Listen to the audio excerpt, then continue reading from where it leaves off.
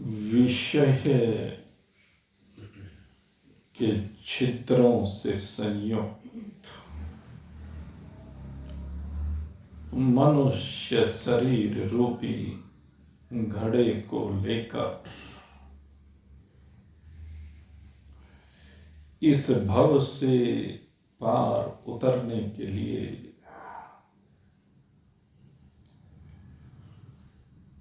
निरंतर परमात्मा आश्रय को ग्रहण करते जिज्ञासु वृत्त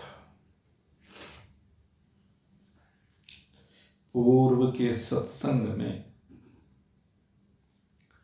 आपने भगवान श्री कृष्ण की मुखारविंद से स्रवित उस दिव्य अमृत का पान किया, जिस अमृत का पान करने के उपरांत ये मन विषयों में ना जाए, लेकिन जो अपने मन में परमात्मा को नहीं बैठा पाता है, भगवान के परायण नहीं हो पाता है, भगवान का चिंतन नहीं कर पाता है, अपितु विषयों का चिंतन करता है, तो कहते हैं उसे तो पतन की गहरी खाई में डूबना ही पड़ेगा, और उस गहरी खाई में डूब करके मरना ही पड़ेगा, क्योंकि उसके तन में, उसके मन में, उसकी इंद्रियों में भोगों की कामनाएं बैठी हुई हैं। वो निरंतर उन भोगों का चिंतन करता है, क्योंकि संसार को जब देखता है तो संसार को सत रूप में देखता है, और जब संसार को सत रूप में ये जीव देखता है, उसको ये संसार जब सत प्रतीत होता है, तो स्वाभाविक है कि वो संसार को एकत्र करना चाहता है, जिसके कारण उसका संसार में राग हो जाता है, जिसके कारण उसे संसार प्रिय लगता है। मैं इतना संसार इकट्ठा कर लूं कि बस जीवन के सारे अभाव समाप्त हो जाए, इतना धन इकट्ठा कर लूं कि हर कामना पूर्ण कर सकूं। इसलिए बारंबार वो संसार का चिंतन करता है, संसार के विषयों में बारंबार आसक्त होता है, और उस संसार को एकत्रित करने के चक्कर में ये भूल जाता है कि ये शरीर की आयु अंजलि में रखे हुए जल की भांति निरंतर घटती जा रही है। अंजलि के जल सम जीवन तेरा बीते घड़ी घड़ी, अंजलि की जल सम जीवन तेरा बीते घड़ी घड़ी, घड़ी घड़ी गिनती है तेरे मोसिराने खड़ी खड़ी, घड़ी घड़ी गिनती है तेरे मोसिराने खड़ी खड़ी, नेत समझ ले तू अपने को कर अनीत का दान, नीत समझ ले तू अपने को कर अनीत का दान, थोड़े दिन में आने वाला मौत का है तूफान, जीवन अपना सफल बना ले, कर ले आत्मज्ञान। थोड़े दिन में आने वाला मौत का है तूफान। कहते हैं जैसे अंजलि में रखा हुआ जल टिकता नहीं है, ऐसे ही शरीर में रखी हुई वायु नित्य आवागमन करती वायु एक दिन धोखा दे जाती है। जैसे अंजलि का जल समाप्त हो जाता है, ऐसे प्राणवायु का प्रवाह एक दिन बंद हो जाता है। ऐसे शरीर की आयु एक एक पल घटती घटती घटती समाप्त हो जाती है। जिस प्रकार कितना ही बड़ा अंबार लगा हुआ हो, कागज का, रुई का पहाड़ बना हुआ हो, लेकिन एक चिंगारी लग जाए तो चिंगारी के लगते ही धूं धूं करके सारी रुई जलने लगती है, कुछ भी शेष नहीं बच पाता है। ऐसे ही आग लगी है, आग लगी हुई है लेकिन हमें मालूम नहीं है, जल रहे हैं लेकिन हमें मालूम नहीं है। और एक दिन ये आपकी कामनाओं की अग्नि आपको जला करके भस्म कर देती है। पता कब चल जाता है? जब सब कुछ लुट जाता है, जब बचाव का कोई रास्ता नहीं बचता है। इसलिए भगवान कहते हैं कि अपना संरक्षण कर।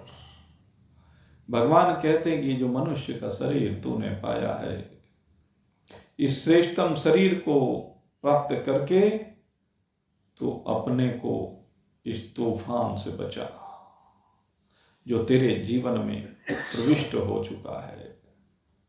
तो अपने को उस अग्नि से बचा जो तुझे जलाने के लिए तत्पर हो रही है। तो उस अथाह जल के सागर से बचने का प्रयास कर जो तुझे डुबो देना चाहता है। ये आकाश, ये वायु, ये अग्नि, ये जल, ये पृथ्वी सब तुझे अपनी ओर खींच रहे हैं, सब तेरा भक्षण करने के लिए बैठे हुए हैं। आकाश शब्द के रूप में तुझे खा जाना चाहता है, वायु स्पर्श के रूप में तुझे उड़ा ले जाना चाहती है, अग्नि रूप के रूप में तुझे जला देना चाहती है, जल रस के रूप में तुझे बहा ले जाना चाहता है, भूमि गंध के रूप में तेरा सर्वनाश करने के लिए तैयार बैठी हुई है। हे पथिक, संभाल अपने आप को। हे पथिक, बचा अपने आप को। और बचने का एक ही रास्ता है, अपने आप को भगवान के परायण कर दे, अपने हाथ को भगवान को समर्पित कर दे, अन्यथा बच नहीं पाएगा। क्योंकि विषयों का ये ध्यान, विषयों का ये संग्रह है, संसार की अभिलाषा जो तेरे अंदर बैठी हुई है, वो तुझे कहीं का छोड़ने वाली नहीं है। ध्यायते विषयान पुंसः संगस्तेषु जायते। तेरे मन के अंदर जो विषयों के भोग की कामना बैठी हुई है, विषय का भोग जो तू करना चाहता है, उन विषयों के बारे में जो तू बार बार चिंतन कर रहा है, जिस विषय का भोग करना चाहता है उसका तू चिंतन करता है पहले, क्योंकि चिंतन से ही प्रारंभ होता है भोग। भोग होता बाद में है, पहले चिंतन होता है। अगर यदि तेरे मन में चिंतन नहीं होगा तो भोग हो ही नहीं सकता किसी भी विषय का। जब मन का चिंतन भोग की ओर आकृष्ट होता है तो मन का वो चिंतन तेरी इंद्रियों को, भोगों को भोगने के लिए प्रेरित कर देती है।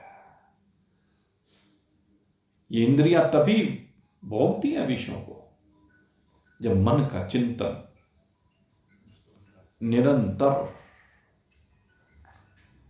आगे बढ़ता जाता है। इसलिए सबसे पहली बात भगवान ने कहा कि अगर तू विनाश से बचना चाहता है, तू सर्वनाश से बचना चाहता है, तो बस ये चिंतन बंद कर दे। ये जो चिंतन है इसकी दिशा को बदल दे, क्योंकि जब तू दिशा को बदलेगा ना,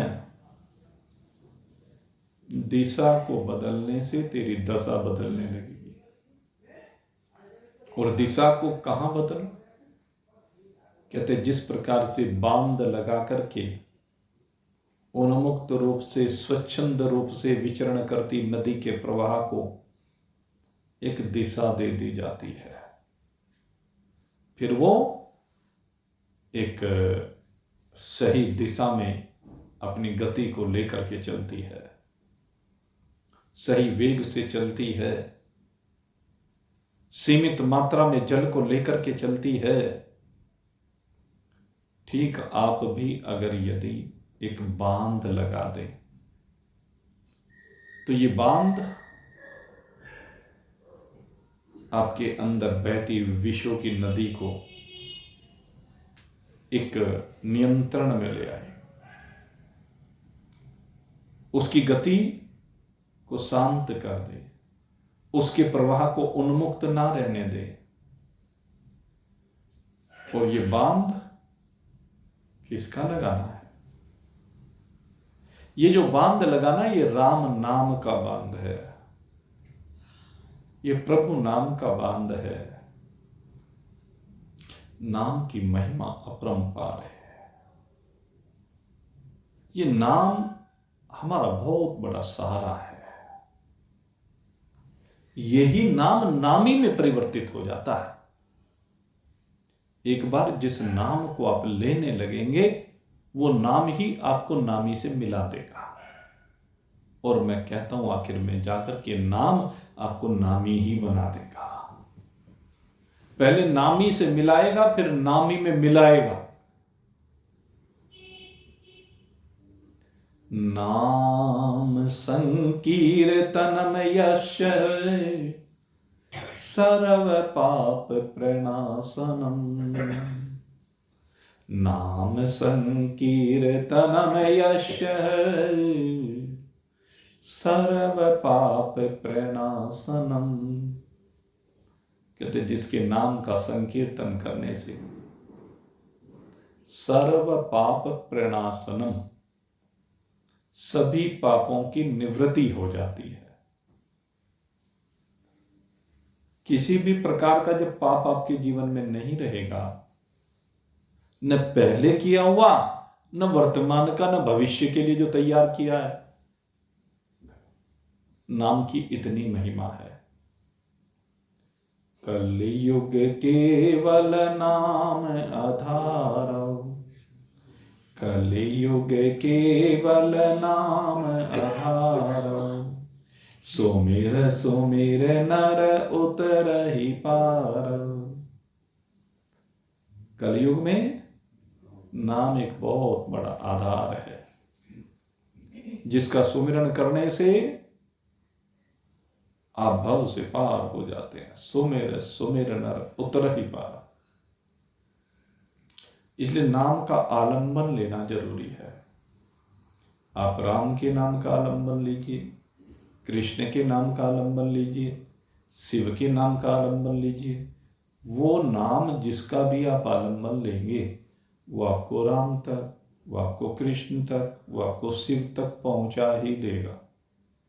और जब वहां पहुंच जाएंगे, उससे मुलाकात हो जाएगी, तो फिर वो आपको आपके स्वरूप का बोध करा ही देगा।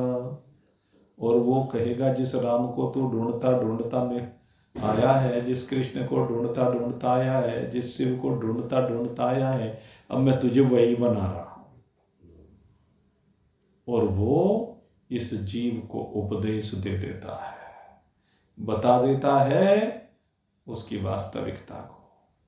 और वास्तविकता को जान करके वो कहता है, रामो हम। राम को जानने वाला राम ही हो जाता है। आव देव एहि मार्ग सोई, जापे कृपा राम की होई। तुम्हारी कृपा तुम्हि रघुनंदन। कैसी कृपा होती है मेरे राम जी की, इस लाइन पर जिसके पग आगे बढ़ देते हैं। जानत तुम्हि होई जाई। जब राम जी को जान जाता है तो राम ही हो जाता है। कहता है रामो हम, कहता है कृष्णो हम, कहता है शिवो हम। क्योंकि परमात्मा को ढूंढते ढूंढते वो उस परमात्मा की उपलब्धि जब अपने में अनुभूत करता है, तो पहले कहता है रामो हम, दूसरा कहता है कृष्णो हम, तीसरा कहता है शिवो हम। इसी तरह से सब अपने अपने हिसाब से कहते हैं। और आखिर में जाकर के क्या कहता है, सर्व खल विदम ब्रह्म। राम भी वही है, कृष्ण भी वही है, शिव भी वही है। जो राम की उंगली पकड़ कर चलता है, राम को देखना चाहता है, कृष्ण का आश्रय लेकर चलता है, कृष्ण को देखना चाहता है, शिव को इष्ट मान करके शिव की ओर आकृष्ट होता है, शिव के पास पहुंच करके देखता है कि राम भी वही है, कृष्ण भी वही है, शिव भी वही है, सब एक ही है। शिव राम कृष्ण एक है, एको हम। और वो एक है और वो एक मैं हूं। अपने से भिन्न फिर कोई बात रह नहीं जाती है, सब कुछ एक ब्रह्म मात्र रह जाता है। लेकिन किसका? जिसका चिंतन डाइवर्ट हो गया। और जो चिंतन को डाइवर्ट नहीं कर पाता, क्या होता है, जैसे घड़ा, मैंने बताया आपको, एक घड़ा है और घड़े में छेद हो रहे हैं और उस घड़े में गंगा जल भरना चाहता है या अमृत भरना चाहता है। गंगा जल अमृत ही है। जब घड़े में अमृत भरना चाहता है, अब ऊपर से बाल्टी भर भर के डाल रहा है, कभी भरेगा क्या घड़ा? छिद्रों वाले घड़े को आप कभी भी अमृत से भर नहीं सकते हैं। जो छिद्रों वाला घड़ा है वो अमृत के द्वारा भरा नहीं जा सकता। पहले क्या करना पड़ेगा? इन छिद्रों को बंद करना पड़ेगा। नहीं तो जैसे छलनी में जल ठहरता नहीं है, ऐसे इस मनुष्य शरीर रूपी घड़े में अमृत ठहरता नहीं है, अमृत ज्ञान ठहरता नहीं है, आपके स्वरूप का ज्ञान ठहरता नहीं है, क्योंकि छलनी बन गया। इसमें छिद्र है। ये 9 द्वार जो इसमें हैं, इन 9 द्वारों को जब तक बंद नहीं करोगे, और बंद कैसे करना है? इन 9 द्वारों को समझ के द्वारा, समझ के द्वारा बंद किए जाते हैं। रूप देखेगा लेकिन रूप में आसक्ति नहीं होगी, शब्द सुनेगा लेकिन शब्द में आसक्ति नहीं होगी, स्पर्श होगा लेकिन स्पर्श में आसक्ति नहीं होगी, गंध का ग्रहण होगा लेकिन गंध में आसक्ति नहीं होगी, रस का ग्रहण होगा लेकिन रस में आसक्ति नहीं होगी। ऐसा होने से जब इन शब्द स्पर्श रूप रसगंध में आसक्ति नहीं होगी तो ये दरवाजे बंद हो जाएंगे। विषय कब बनता है? आंखों से देखा गया रूप, उसमें आसक्ति का होना। जिस भी रूप को आपने देखा वो आपको प्रिय लगा, और प्रिय लगने के बाद आपके मन में आया कि अब इसका भोग होना चाहिए। यही तो भाव है जो पतन की ओर ले जाता है। और जब आपके मन में उस रूप को देखने के बाद कोई भाव ही नहीं आया, कोई आपके ऊपर प्रभाव ही नहीं पड़ा। सुखदेव मुनि जब जनक जी के यहां पहुंचे तो जनक जी ने बागीचे में, बड़ा सुंदर बागीचा, जैसे हम कहते थे पिंजोर गार्डन, रोक गार्डन है, बहुत से गार्डन है चंडीगढ़ में, तो पिंजोर गार्डन या फूलों की घाटी कहते हैं। बड़े रंग बिरंगे सुंदर सुंदर पुष्प खिले हुए, वातावरण उन्माद पैदा करने वाला। जैसे कामदेव जब जाता है ना किसी के तप को भंग करने के लिए, तो वहां का वातावरण भी वैसा ही बना देता है, काम में वातावरण बना देता है। तो महाराज जनक ने भी एक बड़ी सुंदर बागीचा बना रखा है, और उस बागीचे में सुखदेव मुनि को भेजा गया। एक वृक्ष के ऊपर एक बहुत सुंदर झूला डाला हुआ है। अब झूला ऐसी चीज है कि जो भी कोई बैठे झूलने को मन करता है, और बड़ा सुंदर बड़ा आकर्षक झूला ले जाकर के सुखदेव मुनि को उस पर बैठा दिया गया और झोंटे देने प्रारंभ कर दिए। बड़ी बड़ी सुंदर युवतियां आ करके सुखदेव जी को झुलाने लगी।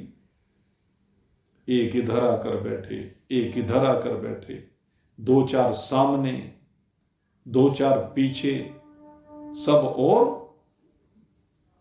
जनकपुरी की सुंदर सुंदर युवतियां आकर के सेवा करने लगी। और जब सेवा कर रही थी, आकर के दो बिल्कुल बराबर में बैठ गई, एक इधर बैठ गई, एक इधर बैठ गई, बड़े कोमल कोमल स्पर्श करने लगी। लेकिन सुखदेव जी को जब वो रिझाने लगी, सुखदेव जी के ऊपर कोई प्रभाव नहीं। क्या है? चमड़ी का स्पर्श है, और क्या है? केवल चमड़ी का स्पर्श है, और सब चमड़ियां वायु से बनी है। वो जानते तो वायु है। रंभा ने आकर के रिझाने का प्रयास किया सुखदेव जी को, कहने लगी इतना सुंदर दिव्य अलौकिक यौवन से भरपूर शरीर को प्राप्त करके अगर मेरे जैसी सुंदर अप्सरा का भोग नहीं किया तो इस शरीर का मिलना व्यर्थ चला गया। और सुखदेव जी कहते हैं, रंभा इतना सुंदर शरीर पाकर के, ऐसा दिव्य शरीर पाकर के, ऐसी सुंदरता पाकर के, अगर यदि इस शरीर को प्राप्त करने के बाद भी तूने इस शरीर के द्वारा उस परमात्मा का आलिंगन नहीं किया तो तेरा इस शरीर का मिलना व्यर्थ चला गया। यह है सुखदेव जी के भाव। तो रूप को देखने के बाद भी रूप में कोई आसक्ति नहीं है, तब ये विषय समाप्त हो जाते हैं, छिद्र बंद हो जाते हैं। यही साधना कहलाती है। जो इन छिद्रों को बंद करने के लिए प्रयत्नशील रहता है, ये जो प्रयत्न है यही साधना है। और जिस दिन प्रयत्नों की सिद्धि हो जाती है, प्रयत्न करने पर आप सफल हो जाते हैं अपने प्रयास में, तो सिद्ध हो जाते हैं। इस सिद्धि को प्राप्त करना है। भगवान श्री कृष्ण इस सिद्धि को आपको प्राप्त कराना चाहते हैं। गीता आपको इसी सिद्धि को प्राप्त कराना चाहती है। इसलिए भगवान कहते हैं अगर सर्वनाश से बचना है तो ध्यायते विषान पुंसः संगस्तेषु उपजायते संगात संजायते कामात क्रोधो भिजायते। कहते मन से चिंतन को निकालो, मन से जब विषयों का चिंतन निकलेगा, मन जब विषयों के चिंतन से बाहर आएगा, जब ध्यान नहीं होगा तो फिर उसको भोगने की इच्छा नहीं होगी। लेकिन अगर यदि ध्यान बना रहेगा तो उनका संग करने की इच्छा जरूर होगी, बार बार वो आपको प्रिय लगेंगे, बार बार आप चाहेंगे कि वो विषय मुझे मिले, मैं उसका भोग करूं, उसकी कामना हो जाती है। और जब अब अगला स्टेप है कामात क्रोधो विचार्यते, ये बहुत महत्वपूर्ण एक स्टेप है। यहां पर कहते हैं दो बातें हैं। अब एक तो बात यह है कि जो कामना आपकी हो रही है वो कामना आपकी पूर्ण हो जाए, और एक ये है कि जो कामना आपने की है उसमें कोई बाधा डाल दे, वो कामना पूर्ण ना हो। तो इन दोनों स्थितियों में विनाश है। पूर्ण होने पर भी विनाश है और अपूर्ण होने पर भी विनाश है। कहने लगे भाई ये बात समझ में नहीं आई, दोनों से कैसे विनाश है? कहते हैं अगर यदि कामना आपकी पूर्ण हो गई तो प्रलोभन और बढ़ गया। आपने आज कामना की कि आज 1000 रुपए की आमदनी हो जाए दुकान पे, व्यापार में 1000 रुपए की हो गई। भगवान बस 1000 रुपए की आमदनी बनाए रखना, और वो भगवान की करनी ऐसी कि 1000 रुपए रोज की आमदनी। अब 1 महीना हो गया, कहने तो मेरे बाप दादा की हो गई, कहने अब तो मैं इतना सक्षम हो गया, 1000 रुपए तो बन ही जाते। कहने भगवान अब तो 1500 की बननी चाहिए। अगले महीने कामना प्रयास किया, 1100 हुई, 1200 हुई, 1400 हुई, 1500 हुई, और 1500 की रेगुलर होनी शुरू हो गई। फिर 1500 तो भगवान थोड़ी है तो और। तो जब कामना की पूर्ति हो रही तो वो पूर्ति आगे बढ़, आगे और कामना और कामना और कामना, इसको कहते हैं लोभ। ये लोभ जो है, प्रत्येक लाभ पर लोभ बढ़ता है। जैसे जैसे आपको लाभ होता चला जाता है लोभ बढ़ता चला जाता है। एक बार एक साधु और एक सेठ की मित्रता थी। सेठ जी बैठा करते थे साधु के पास, तो वैसे ही पूछ लिया या सेठ जी ने बता दिया, कहने जी वो गुजारा हो रहा है ठीक ठाक सा। कहने कितनी बिक्री हो जाती है साल भर में? कहने लगे जी 20-30 लाख रुपए की बिक्री हो जाती है। कहने अच्छा चल, अभी गुजारा सा हो रहा है, तेरा और बढ़िया गुजारा होने लगेगा, चल अब की बार तेरी 50 लाख की बिक्री हो जाएगी। और उस साल में सचमुच में 50 लाख की बिक्री हो गई। कहने जी बढ़िया हो गया गुरु जी। आगे फिर एक दिन फिर से चर्चा कर दिया। वो क्या हो गया कि उसके मन में आ गया, महाराज जी के आगे जिक्र किया, 20-30 लाख की बात की थी, 50 लाख रुपए का मैंने महाराज जी ने कहा, हो गया काम भाई। तो फिर से वैसे ही अपना बस चर्चा किसी न किसी बहाने से छेड़ दे। कहने भाई कितनी सेल हुई पिछले साल? कहने 50 लाख की। कहने अच्छा कोई बात नहीं, घबरा मत, अगली बार कितनी सेल होगी? 75 लाख। 75 लाख की सेल होगी अगली बार। ऐसे हर बार होता चला गया। 1 करोड़ की सेल हुई, 1.5 की हुई, 2 की हुई, और वो अपने बाप दादा की लगने लगी। फिर क्या लगता है?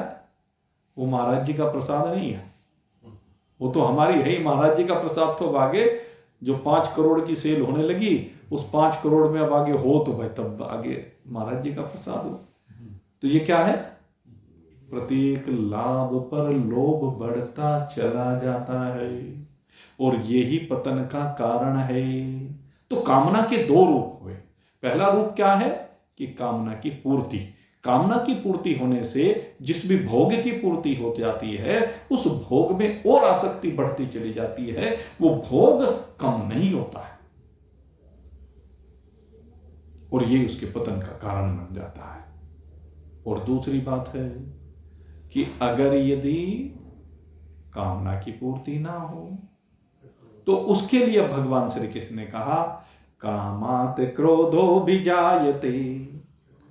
जब कामना की पूर्ति नहीं हो रही है तो उसमें किसी न किसी कोई ऐसा व्यक्ति हुआ कि सेठ जी की आमद दुकान में 5 करोड़ की सेल हो गई थी और अब बराबर में आकर के किसी ने शुरू कर दिया उतना ही, उनके जैसा ही काम। अब जब उनके जैसा ही काम बराबर में आकर के शुरू हुआ तो अब दोनों में कंपटीशन शुरू हो गया और कंपटीशन से क्या हुआ, उस कंपटीशन के कारण से आमदनी घट गई, सेल घट गई। अब वो उसको बाधा लगने लगा कि ये बराबर वाला तो भाई इसने तो मेरा ही माल खाना शुरू कर दिया, मेरी सेल घट गई, इसकी वजह से आमदनी की परसेंटेज भी घट गई और सेल भी घट गई। तो सेठ जी परेशान हो गए, कारण कामना की पूर्ति में बाधा। तो उससे क्या हुआ, कामात क्रोधो विजायते, इससे क्रोध की उत्पत्ति हुई और क्रोध की जब उत्पत्ति हुई तो उस क्रोध की उत्पत्ति से क्या हुआ, अंदर ही अंदर एक द्वेष की भावना, विद्वेष की भावना और उसके विनाश की भावना अंदर ही अंदर पैदा हो जाती है। ये जो विद्वेष की भावना है वो उसके विनाश की ओर उसको लेकर के जाने लगती है, लेकिन वह भूल जाता है अगर कोई किसी का विनाश करना चाहता है उसी का उल्टा विनाश होता है। जाकी रही भावना जैसी, जैसी जिसकी भावना होती है उसके साथ फिर उल्टा वैसा ही होने लगता है, क्योंकि कर्म प्रधान विश्व कर राखा, जो जस करहि सो तस फल चाखा। उसको वैसा ही उसका प्रतिफल मिलने लगता है और वो प्रतिफल क्रोध के रूप में, उसके विनाश के रूप में सामने आता है। कहते हैं कि ये जो कामना है ये बहुत चीजें परोसती है, इसकी पूर्ति में जब बाधा पड़ती है तो बहुत चीज परोसती है। वर्ण के अनुसार, आश्रम के अनुसार, गुणों के अनुसार, योग्यता के अनुसार, जो अपने अंदर एक बड़प्पन का, अच्छाई का, श्रेष्ठता का अहंकार होता है, अभिमान होता है। ये भी तो सब संग्रह की बात है, मैंने धन के संदर्भ में आपको बताया, लेकिन ये भी तो है वर्ण को लेकर के कितना अहंकार है। किसी को भी देख लीजिए, जो जिस वर्ण का है उसे अपने वर्ण में पूरा अहंकार है। ब्राह्मण हो, क्षत्रिय हो, वैश्य हो, शूद्र हो, और आजकल तो भाई बड़ा झगड़ा चल रहा है रामचरित्र मानस जी को लेकर के, बवाल, जबकि वो जानते ही नहीं शूद्र को। शूद्र शब्द और क्षुद्र शब्द दोनों में बहुत डिफरेंस है।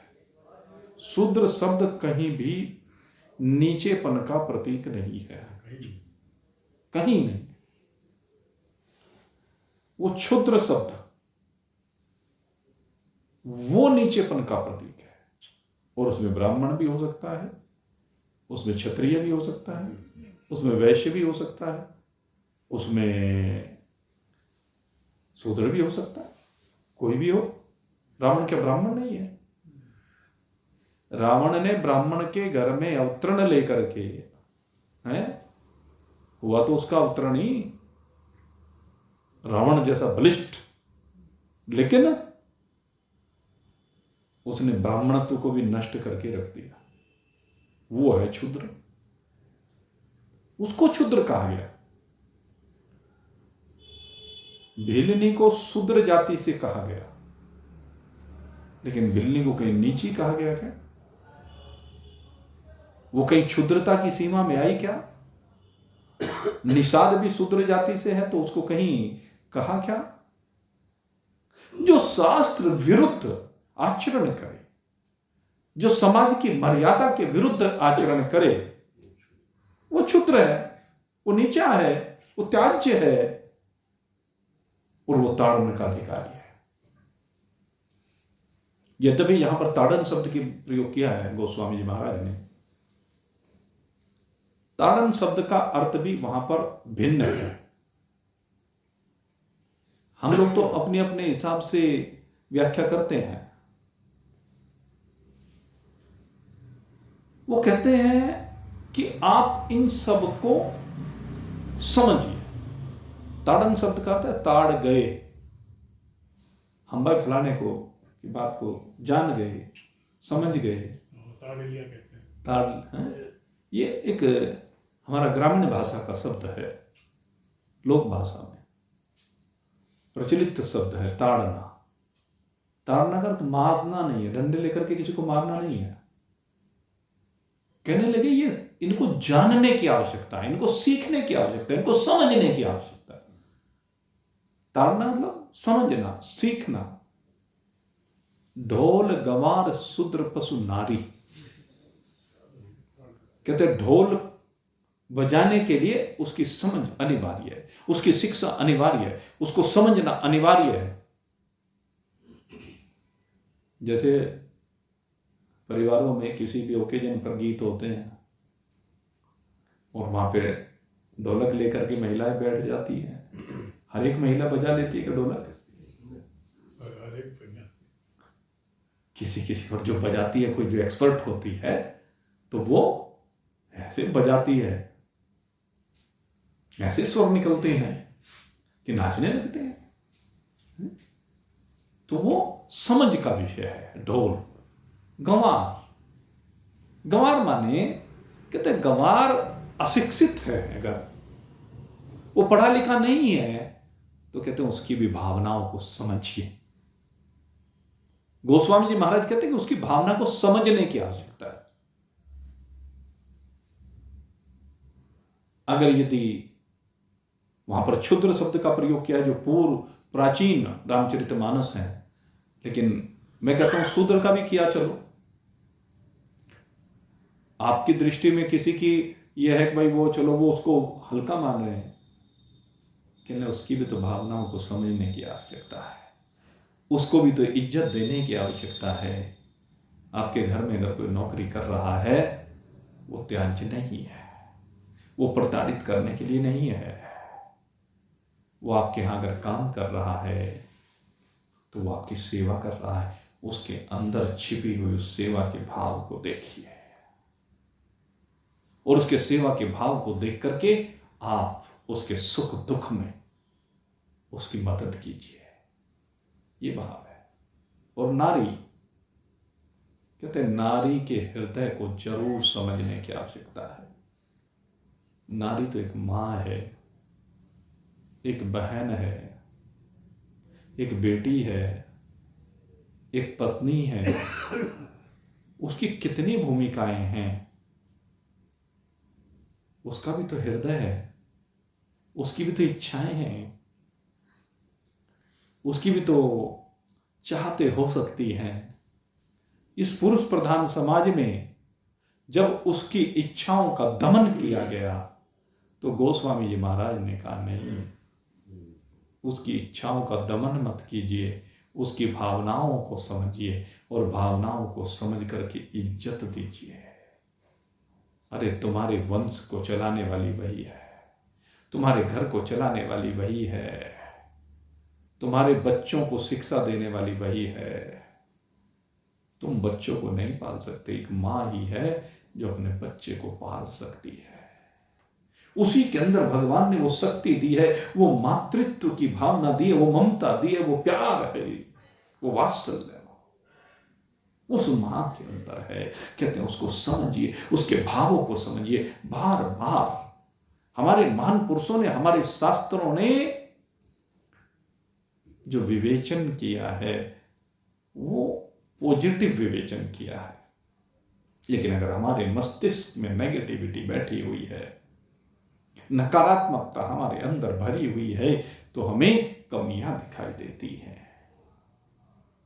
जब हम जाति का दर्पण लगाकर देखते हैं, वर्ण का जो दर्पण है ना,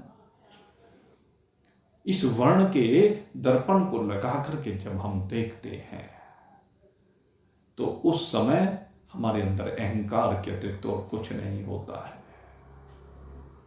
रामचरितमानस गोस्वामी जी ने एक ऐसा आदर्श ग्रंथ दिया है जिसमें मर्यादाएं हैं, जिसमें गृहस्थ को किस प्रकार से चलना चाहिए वो सारी विधियां बताई गई है।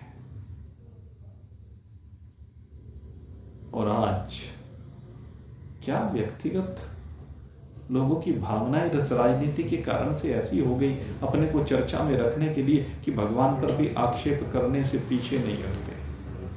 और फिर 500 साल पहले, 700 साल पहले समाज की क्या परिस्थितियां थी, क्या रीति रिवाज थे, तुम उनके चक्कर में क्यों पड़ रहे हो? तुम आज क्यों नहीं जीते? आज कौन कह रहा है आज भी जियो ना? 1000 साल पहले, 2000 साल पहले क्या हुआ था, उसके बारे में क्या चर्चा करते हो? आज की चर्चा करो ना। आज क्या परिस्थिति है? आज किसका मान सम्मान नहीं है? सबको पूरा मान सम्मान पहले भी मिलता था और मिलना चाहिए था, आज भी मिलता है, आज भी मिलना चाहिए। समता की बात है। यहां तो कोई भेद है ही नहीं। अभी हमने आपको बताया समत्वम योग उच्यते सिद्धाव सिद्धोच, अभी बताया था ना, जब आप सिद्धि और असिद्धि में सम हो जाएं, योगस्थ कुरु कर्माणि संग त्यक्त्वा धनंजय, योग में जब आप स्थित होंगे तो आपको दूसरा नजर ही नहीं आएगा। आपको वही राम नजर आएगा, वही कृष्ण नजर आएगा, वही शिव नजर आएगा। ब्राह्मण, क्षत्रिय, वैश्य, शूद्र, ब्रह्मचारी, गृहस्थी, वानप्रस्थी, सन्यासी सब एक नजर आएंगे। अरे शरीर है, रहने की विधियां हैं, इनमें कहां आप दिमाग खपाते फिरते हो? शरीर की सीमा से बाहर निकल करके एक अपने आत्म तत्व में विराजमान हो। अपनी खोपड़ी को ठीक करो। इस खोपड़ी को ठीक करने की आवश्यकता है, नहीं तो कामात क्रोधो विजायते।